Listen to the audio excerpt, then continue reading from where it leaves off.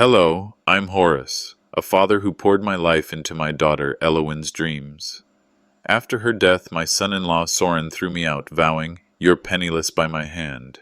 The betrayal stung deeper than grief, years of sacrifice erased, but Elowen left a hidden will, a secret that could unravel his greed. What did she hide to turn his lies to dust? Follow my fun family drama story to find out. Before we continue, please subscribe to the channel and write in the comments what time it is where you are now. The October sky hung heavy over Evanston, Illinois, a gray curtain that seemed to press down on the cemetery.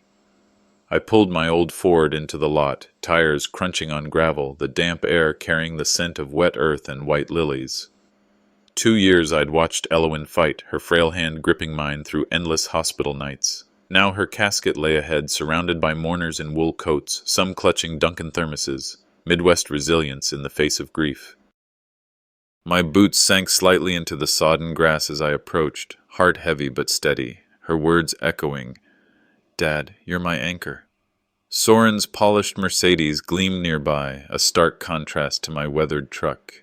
His presence felt like a shadow creeping over the day, his sharp suit out of place among the somber blacks and grays. I traced the edge of Elowen's photo on the program, her smile from our last workshop session, sketching logos late into the night, her laughter filling the air. That memory held me as I stood by her casket, the wind rustling sycamore leaves, the distant hum of I-94 traffic, a faint reminder of the world moving on. Then Soren stepped forward, his voice low but cutting through the crowd like a blade. "Horus, you're no longer needed here. This is my family now." The words landed like a punch to the gut, erasing countless nights of chemo vigils, of holding her hand when she could barely speak. Murmurs rippled through the guests. Arden shifted uncomfortably, adjusting his tie. Celine whispered to a friend, her eyes darting to me. I met Soren's gaze, my jaw tight, but said nothing. 40 years as a civil engineer taught me to spot cracks before collapse. His smugness was a fracture I'd catalog, not confront, not here, not now. I nodded once, my silence a shield, Reagan's words flickering in my mind. Trust but verify.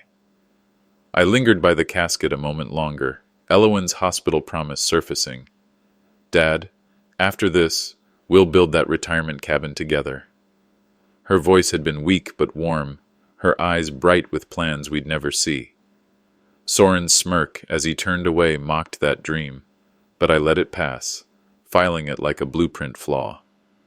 The service droned on, hymns, eulogies, but my mind was already mapping his move, sensing the greed behind his polished facade.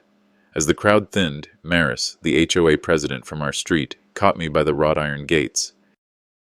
Her face was pale, eyes flicking nervously to Soren chatting with Arden across the lot.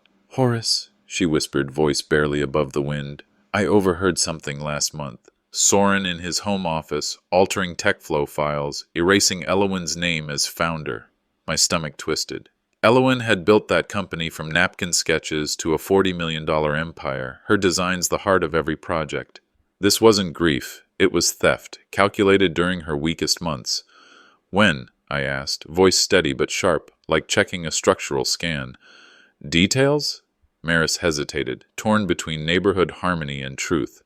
"September 10th, late. He thought no one was home." Her words confirmed a timeline.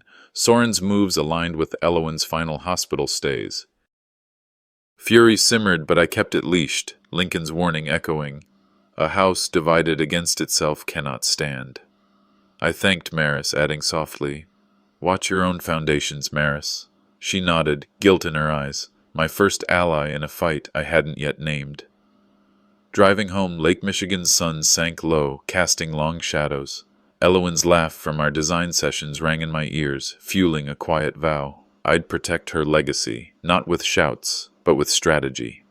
At Grant Mansion, our family home, lights glowed inside. Soren was there. My key still worked, but my suitcase sat half-packed by the guest room door. His eviction had already begun. Rain drummed on the roof of Grant Mansion, the late afternoon gray soaking Evanston's quiet streets. I stood in the guest room, staring at my half-packed suitcase from last night, Maris's words from the cemetery still burning, Soren erasing Elowen's name from TechFlow. Her quip from our late-night design sessions echoed, "Dad, life's like drafting. One wrong line, redraw the whole thing. The radio in the kitchen murmured WBBM news about local estate disputes, irony settling as puddles outside caught the sodium glow of streetlights. My hands tightened on the suitcase handle, dread creeping in but resolve hardening. The front door creaked and Soren's shadow filled the foyer, umbrella dripping, keys jingling. "Horus, this ends now," he said, voice sharp as a blade. "The house is mine. Elowen's will made it clear. You've got 10 minutes before I call Evanston PD for trespassing." I stepped into the hall, rain's chill seeping through the open door, and saw my 3 suitcases, sodden and zipped, lined up on the front steps like discarded blueprints. My pulse steadied, no shouting. "Show me the will, Soren." "Or is this your draft?" He thrust a printed page at me. A rental agreement, Elowen's name forged, dated months back when she could barely lift a pen. An SUV slowed outside, Arden from yesterday's service waving awkwardly. I ignored him, locking eyes with Soren's smirk, the same one from the cemetery. The paper trembled in my hand, rain smudging ink, but my mind was clear. This was no mistake, it was calculated. Like faulty rebar, I thought, looks solid, crumbles under load. FDR's words steadied me. The only thing we have to fear is fear itself. I hauled the suitcases to my Ford's trunk, methodical, rain soaking my shirt but not my focus. Soren watched, umbrella tilted as if measuring his win. I didn't give him a glance. 2 blocks away, Maris's Colonial on Elmwood loomed, its porch light flickering like a faltering signal. I knocked, rain dripping from my cap, hoping for an ally after her cemetery whisper. The door opened a crack, Maris's face pale. "Horus, Soren called earlier, said you're unstable, living off Elowen. HOA rules, I can't risk it." Her voice cracked, eyes flicking to my drenched clothes. I leaned in, keeping calm. "Maris, you saw him at the grave. This is about erasing her, not me. But if fear's calling the shots, I'll respect it." She hesitated, then whispered, "He's been slipping gifts to the board. Buying silence." "Bribes?" I nodded, no begging, and turned back to the slick street. My Ford's engine coughed awake, the first real test of solitude since Elowen's diagnosis. "Eisenhower built D-Day on Intel," I muttered, pocketing Maris's tip as leverage. "I'll map this too." Driving past familiar lawns, each house a marker of lost normalcy, felt like tracing a flawed blueprint. Elowen's laughter from our workshop days rang hollow. The neon vacancy sign buzzed outside my window at the Midwest Inn, its flicker casting jagged shadows across room 127. It was late evening, October 14th, 2025, and Evanston's drizzle hadn't let up. My body ached from hauling wet suitcases out of the rain, but my mind raced, Maris's warning about Soren's file tampering fueling questions about his timeline. The room smelled of stale smoke and industrial cleaner, the thin blanket scratching my arms as I sat on the sagging bed. A distant highway rumble mixed with the TV's static, droning local news about Illinois estate laws, fitting, given the forged rental agreement Soren had waived yesterday. I spotted a payphone in the lobby earlier, debating a call to Thane, Elowen's lawyer, but exhaustion tugged hard. Unzipping a suitcase, clothes spilled out like forgotten plans. Among them, Elowen's framed photo surfaced, her smile from our last TechFlow brainstorm, her eyes bright despite the hospital's shadow. I traced the frame, her voice echoing, "Dad, you're my anchor." Behind the backing, something shifted, a small USB drive, taped there, her shaky handwriting scrawled, "Dad's backup." My breath caught. I borrowed the motel's ancient laptop from the clerk for a $5 bill, plugged in the drive, and watched files load, emails to Thane, dated before her diagnosis. "Soren's pushing for control. Watch the shares," she wrote. An attachment stopped me cold, a scanned lease amendment, Soren's forged signature mimicking hers, backdating my tenancy to justify the eviction. My heart pounded, not panic but a blueprint forming. Like spotting a load-bearing wall before collapse, I thought, Kennedy's words steadying me. "Ask not what your country can do for you." This wasn't just betrayal. It was a calculated strike, and Elowen had seen it coming. I saved the files to my phone, her foresight hitting like her old laugh, sharp and alive. Beneath the photo, a slim leather diary emerged, pages yellowed from her chemo days. I flipped to a flagged entry, 6 months old. Dad's been my rock, but Soren sees him as dead weight. If I go, promise you'll fight for the workshop. He earned it. Another page detailed Soren's late-night calls to lawyers pressuring her on shares, her strength fading. Trust Thane. He knows the contingency clause. Don't let Soren rewrite us. No tears came. I traced her script, my engineer's mind mapping contingencies. Soren wasn't just greedy, he was an architect of erasure, dismantling her legacy brick by brick. As Edison said after 1,000 failures, I have not failed. I've found 1,000 ways that won't work, I murmured, vowing to test his foundations. This tied to Maris's warning. Soren's file changes weren't impulse but a plan set before Elowen's final days. I closed the diary, tucking it away, the last straw settling. This was war, not whim. On a motel notepad, I sketched next steps, grief sharpening into clarity. The neon glow outside mirrored our fractured family, but Elowen's words turned it to gear. A real tip stuck with me. Back up personal documents. Too many families lose proof in disputes like this, LegalZoom had warned. I crossed the lot to the payphone, rain cold on my neck, and dialed Thane's voicemail. It's Horus. We need to talk contingencies. Now. 5 days after calling Thane from the motel's payphone, I stepped into the community hall on Elmwood Avenue the evening of October 19, 2025. I'd spent those days poring over Elowen's USB, jotting every detail from her diary, waiting for Thane's response. This morning, his voicemail confirmed a meeting at 9 a.m. tomorrow. Maris's text about tonight's HOA meeting, Soren will be there, had pulled me here. I needed to see him show his hand. Fluorescent lights buzzed over folding tables, the stale coffee aroma mixing with the creak of metal chairs. Neighbors shuffled in, their chatter about budgets masking the tension in my chest. The envelope from Elowen, still unopened, sat heavy in my pocket, her diary's plea, "Don't let Soren rewrite us," driving my focus. I scanned the room, spotting Soren striding in late, a folder under his arm, his suit as sharp as his confidence. Maris opened the meeting, her voice tight, running through snow removal costs and streetlight repairs. Then Soren stood, folder in hand, his tone smooth. "As Elowen's widower, I've streamlined tech flow," he said. "Our neighborhood thrives on my stability." His slides flashed, claiming credit for the company's growth, Elowen's designs barely a footnote. The board murmured approval, but Maris looked away, twisting her pen. I raised my hand, calm as a level.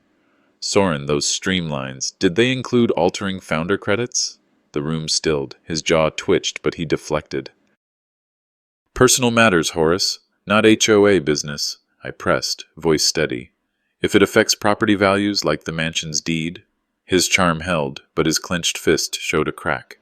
Like Truman's "the buck stops here," I thought. I'll pin him without storming the gate. I logged every reaction for Thane. As the meeting broke up, Soren pulled me into the hallway, his voice low, edged with menace. "Stay out of my lane, Horus, or regret it." I met his eyes, unflinching. Cross mine, and boundaries carry weight. His gaze hardened, but I walked away, his threat fueling my resolve. Driving by Grant Mansion later, I saw it glowing with string lights. Soren's Remembrance Gala, invite only for Evanston's elite. Banners boasted TechFlow's innovations, a mockery of Elowen's work. Arden stood outside, drink in hand, face sour. "Horus," he muttered, "he's toasting Elowen's vision as his own. Her logos are on the napkins." I slipped through the side gate, a path from Elowen's old garden parties, her laughter once warming this ground. Inside, crystal glasses clinked, Soren holding court. "To Elowen, whose legacy I carry forward, with our home as testament," he declared, raising a flute. The crowd clapped, but my blood simmered. At the bar, I leaned close, voice low. "Carrying forward means honoring, not claiming. Those logos are hers, Soren." He laughed it off, loud for the guests, but his eyes turned cold. "You're trespassing on memories now." I didn't flinch, pocketing a napkin with Elowen's sketch, proof of his theft. As Buffett says, price is what you pay. Value is what you get, I thought. He's undervaluing truth. I left quietly, napkin in my coat, and drove back to the motel, streetlights blurring as Soren's boasts echoed Elowen's diary warnings. Frustration surged, but I channeled it, leaving Thane a voicemail. Saw the gala. Need that 9 a.m. sharp. In my room, the envelope felt heavier, its secrets still unopened.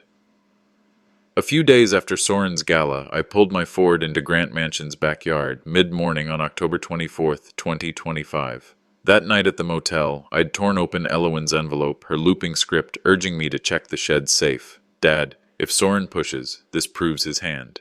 Thane's call yesterday, green-lighting an evidence review, sent me here, copies of the USB files from her diary tucked in my coat. Evanston's fog was lifting over Lake Michigan, dew clinging to Elowen's tools stacked in the shed. A neighbor's leaf blower droned faintly, the air heavy with the oil scent of her old drafting table. As I approached, a new lock glinted on the shed door. Soren's tampering, no doubt, but it wouldn't stop me. I fished a wire from my toolkit, a trick Elowen taught me for stubborn locks during our workshop nights. The shed's familiar smell hit me. Oil, wood, her presence. I knelt at the wall safe by her drafting table, dialing her birth date. Inside, an envelope bore my name. Dad, if Soren pushes, this proves his hand. Original contract. No tenancy clause. My hands steadied, scanning TechFlow's founding papers. Elowen's signature crisp, no trace of the rental amendment Soren had waived. Beside it, a forgery. His altered version, dated post-diagnosis, shifting shares to him. I cross-checked with the gala napkin in my pocket. The logo discrepancies matched his fake contract. Snapping photos on my phone, I sealed the safe, my mind sharp. Like Hoover's FBI files, truths in the details, I thought, Coolidge's words grounding me. Persistence and determination alone are omnipotent.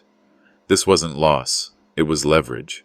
As I locked the shed, my phone buzzed. Celine, texting coordinates for a Panera nearby. Need to talk Soren's pressure on Elowen, her message read. I drove over, sun cutting through the fog. In a corner booth, Celine slid a folder across, her face tight. Last chemo round, she said, voice low. Soren cornered her in recovery. Sign the transfers or lose the house funding. She was too weak to resist.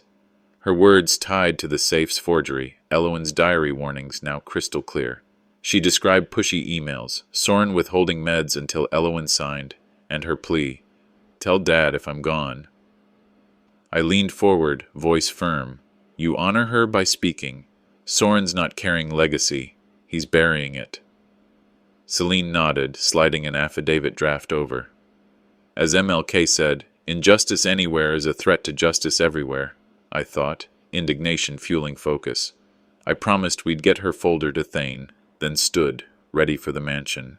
Driving back, Evanston streets rolled by, Elowen's designs in shop windows mocking Soren's claims. Frustration honed into precision. I'd rehearsed my words for him. A real tip stuck. Witness affidavits can break coercion cases. Illinois law protects vulnerable signers. I pulled into Grant Mansion's drive, Soren's Mercedes out front, the door looming. Time to affirm my place. The Midwest Inn's lobby was dim under flickering fluorescence, the mail slot stuffed after my walk to the Evanston post office on November 13, 2025. Overcast skies pressed low, wind rattling the motel's neon sign as I sorted through envelopes, the clerk's radio buzzing with Bears game updates. The coffee machine gurgled, its stale scent mixing with the crinkle of paper in my hands. After confronting Soren at the mansion gate last week, Celine's affidavit tucked in my coat felt like a shield, her words about his coercion burning fresh. Thane's call yesterday, urging patience on the filings, kept my focus sharp, but Elowen's note from the shed safe, prove his hand, drove every step. I spotted an envelope with a law firm's letterhead, Soren's name in the return address, and my gut tightened. Back in room 127, I tore it open. Soren's attorney demanded I cease contact or face suit for undue influence on Elowen during her illness. The letter spun lies, claims I coerced her for TechFlow shares, a 48-hour ultimatum to drop any claim or face court. I cross-checked with Celine's affidavit. Soren's pattern of twisting weakness into leverage matched his gala boasts and shed forgeries. On the motel notepad, I drafted a reply. Your client's influence speaks louder, affidavit enclosed, attaching Celine's prelim statement. Like Nixon's, I am not a crook, I thought. Denials crumble under facts. Goldwater's words steadied me. Extremism in defense of liberty is no vice. I mailed the response certified, receipt in hand. Soren's bluff called, my line drawn clear. As I sealed the envelope, my phone pinged, a bank app alert from the joint account I'd shared with Elowen. The balance had plummeted from $150,000 to $12,000, transfers to Soren's entity dated last week. I logged into the motel's laptop, transaction history revealing consulting fees to his shell company, timestamps from her final hospital days. My blood ran hot but stayed controlled. I called the bank, hold music droning as the rep confirmed unauthorized access post-diagnosis. Sounds like elder financial abuse, she said. We'll freeze it and escalate to CFPB. I compiled screenshots alongside the shed's founding papers. Soren's pattern was clear, draining funds to force dependency.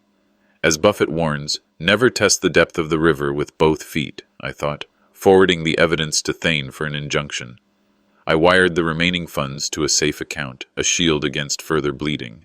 In the motel mirror, lines etched deeper on my face, but my eyes were sharper. Elowen's legacy wasn't liquid, but load-bearing.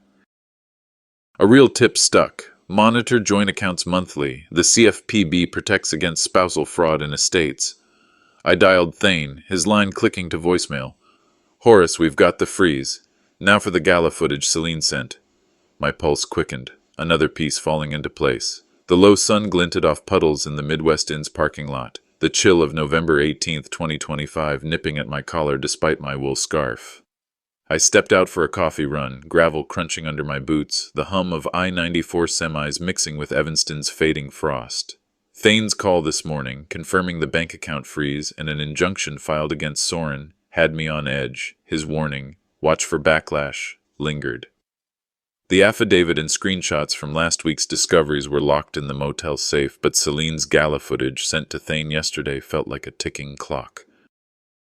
As I crossed the lot, an unfamiliar sedan idled across the way, its driver scribbling notes, a shadow trailing from the mansion confrontation. Mid-stride, my phone rang. Arden, his voice urgent from TechFlow's office. Horus just grilled Soren on Zoom about those logos. He squirmed, claimed they evolved from Elowen's work. I sat on a bench listening as Arden described sharing a screen of altered files, Soren spinning it as a team effort. Arden pushed, team or theft? Soren muted, face reddening. It matched the shed's forgeries, his gala boasts, another piece of his erasure. Good push, Arden, I said, voice steady. Send the recording to Thane. This isn't evolution, it's excavation. Arden hinted at staff unrest, agreeing to forward the link. Like Ford's assembly line, I thought, efficiency exposes flaws. Rockefeller's words grounded me. The secret of success is to do the common thing uncommonly well. I sent the link to Thane, Soren's facade cracking under scrutiny. As I headed to Panera, the sedan trailed, circling the block, same plate from the shed visit. I pulled into the lot, feigning a phone call, and snapped a discreet photo of the driver. Leaning to his open window, I said, Evanston PD? Or Soren's errand boy? He stuttered, fumbling a license plate check, but a PI badge glinted. Tell your client surveillance won't rewrite contracts. Thane's injunction hits tomorrow. The driver peeled out, radio crackling. Back at the motel, I ran the plate on a public database, linked to a PI firm Soren used pre-marriage for Elowen's background. I secured the blinds, sketched evasion routes on a notepad. As Jefferson warned, eternal vigilance is the price of liberty, I thought, turning his tale into my evidence.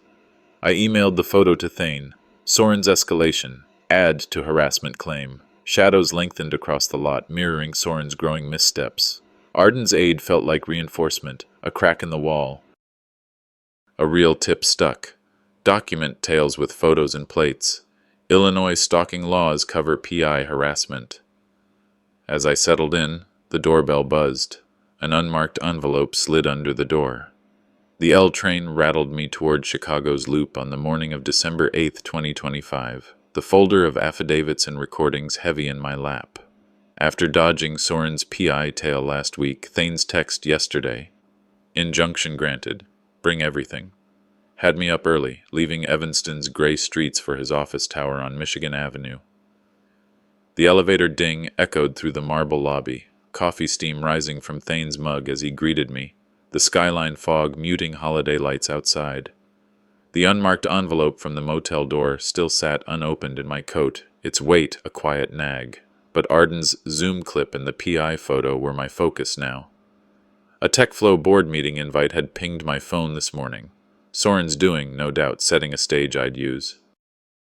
Thane ushered me into his conference room, stacking Celine's affidavit and the shed documents. Horus, Elowen's video contingency activates on betrayal proof. Your recordings seal it. He played the footage. Elowen, pale but firm, on a hospital bed.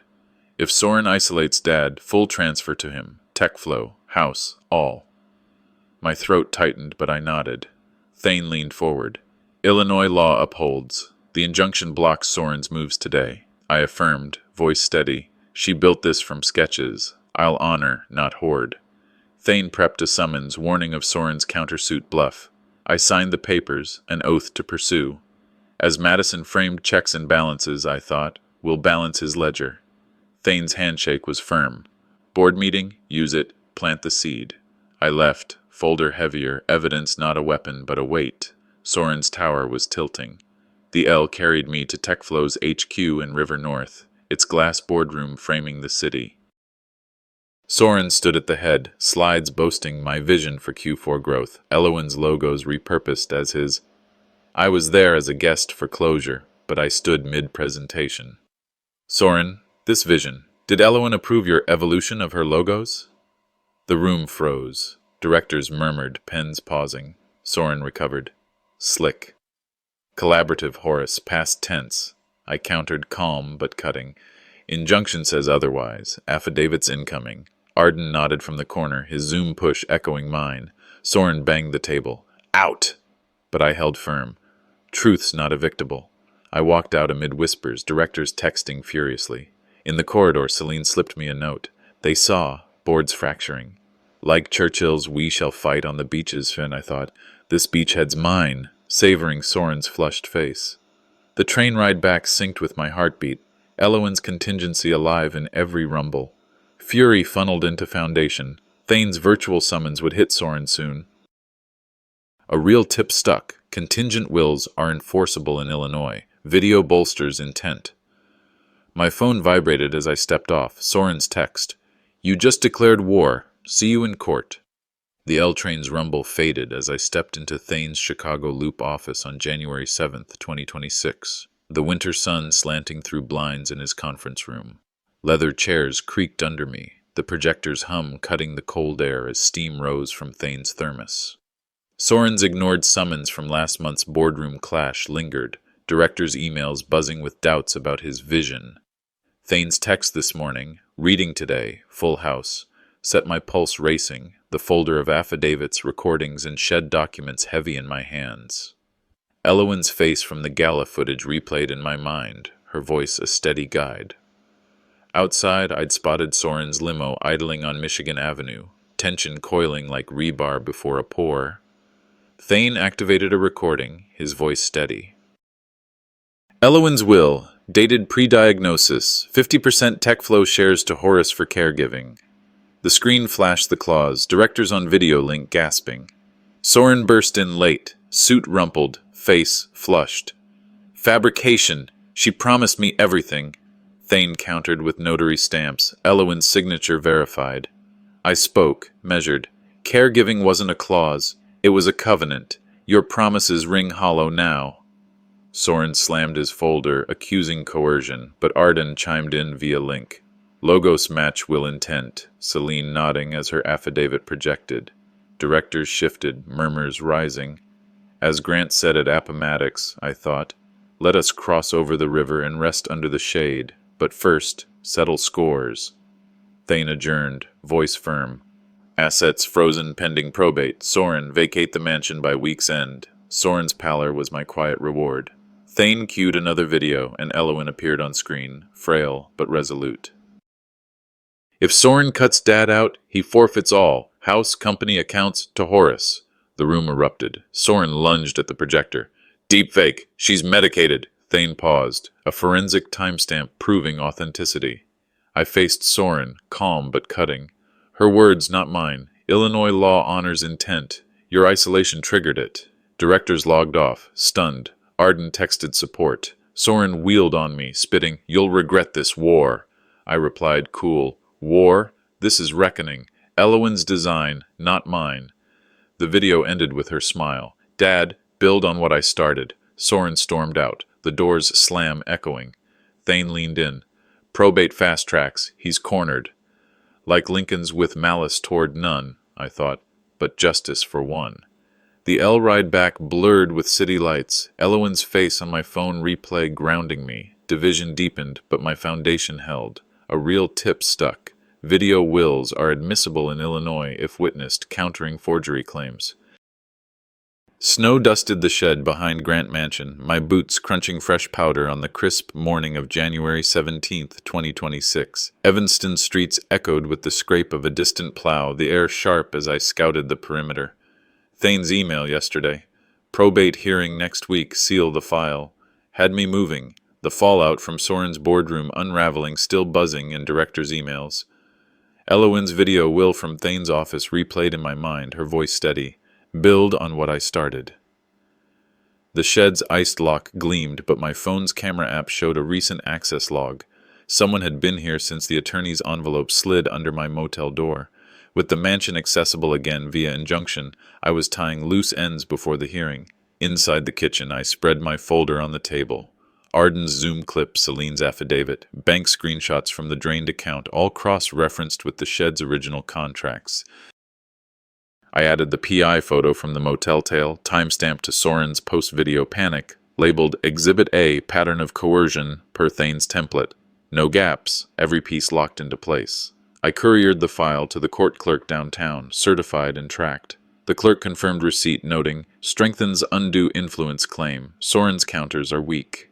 My mind tallied. Like Carnegie's steel empires, evidence forges unbreakable beams. Rockefeller's words anchored me. Do not many of us fail because we lack concentration? I texted Thane via secure app. File sealed, probate ironclad. His reply pinged. Directors defecting, Soren isolated. Stepping outside, my breath fogged. Elowen's design was no longer just a memory, but an enforcer. Back at the shed, my phone pinged, a motion alert from the camera I'd installed after the safe discovery. Grainy night footage loaded. Soren, jimmying the lock, rifling the safe for contracts, muttering, "Damn contingencies." The timestamp. Post-video, pre-hearing, showed his desperation as he shredded a copy, stuffing remnants in his pocket. I downloaded it to a thumb drive, enhancing clarity on the motel laptop. His face was unmistakable, the timestamp irrefutable. I forwarded it to Thane. Tampering caught. Add to fraud count. His reply was swift. Game changer. Soren's facing contempt now. I texted Soren, calm but pointed.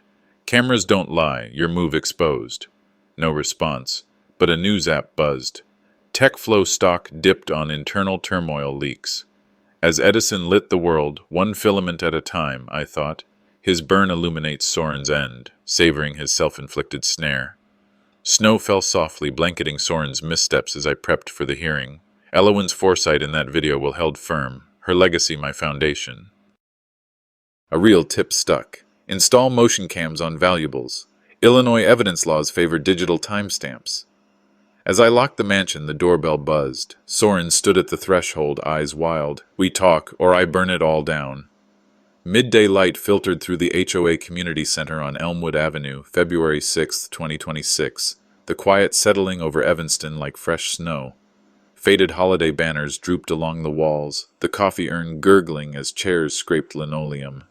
Thane's call yesterday, all cleared, mansion yours, had lifted a weight, the camera trap of Soren shredding contracts now filed for his contempt hearing. After facing him at the mansion gate, his wild threat to burn it all down echoed, but my focus was closure, not bitterness. I fingered Elowen's ring in my pocket, a talisman for the farewell I'd planned, my boots still dusted from the snowy walk here. In the hallway before the meeting, I slipped the ring from the shed safe onto my finger, its inner band engraved, Dad's anchor. Elowen had insisted on it at a jewelry shop in Old Town, her voice bright despite her illness. For when storms hit, Dad, steady you. Now it grounded me amid Soren's chaos. Twirling it, resolve crystallized. No need for his remorse. This circle was self-reliance, not shared vows. As Roosevelt urged, I thought, do what you can, with what you have, where you are. The ring's glint caught the light as I entered the meeting, a personal shield against lingering shadows. Maris called the room to order, board members eyeing me warily post-scandal. She stood, voice steady. Horus, we regret the silence. Soren's gifts tainted us. Here's a signed petition for your side. Directors passed a resolution, full HOA backing for probate, restitution for my motel stay dues.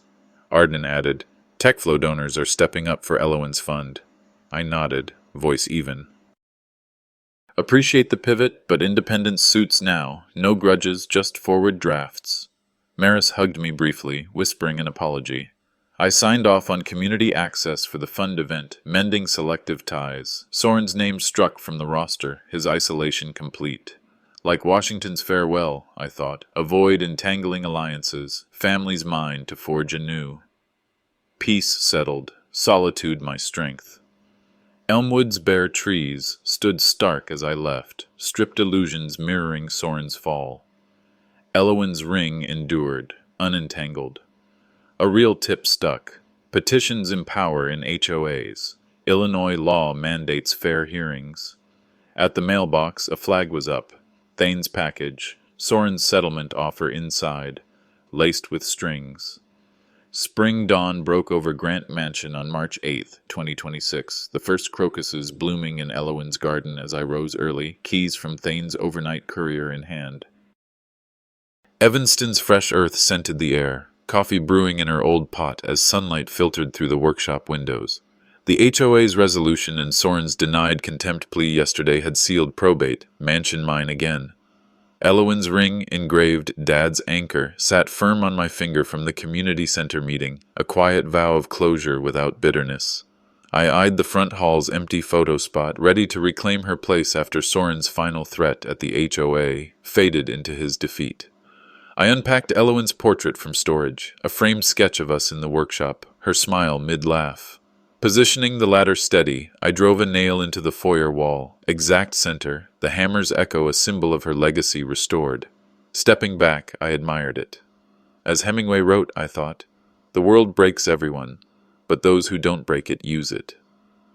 Her image stood as guardian of the home, no longer Soren's shadow. I invited Arden and Celine, her via video, for an informal toast. Arden raised a glass. To Elowen, the true founder. Celine, on screen, added, her funds at $50,000 for design scholarships. My voice was firm.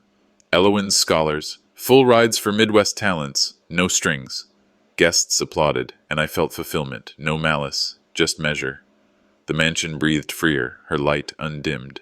The doorbell chimed mid-toast. Soren stood at the threshold, disheveled in a coat, eviction notice crumpled in his fist. One last talk, Horus. Settle out of court.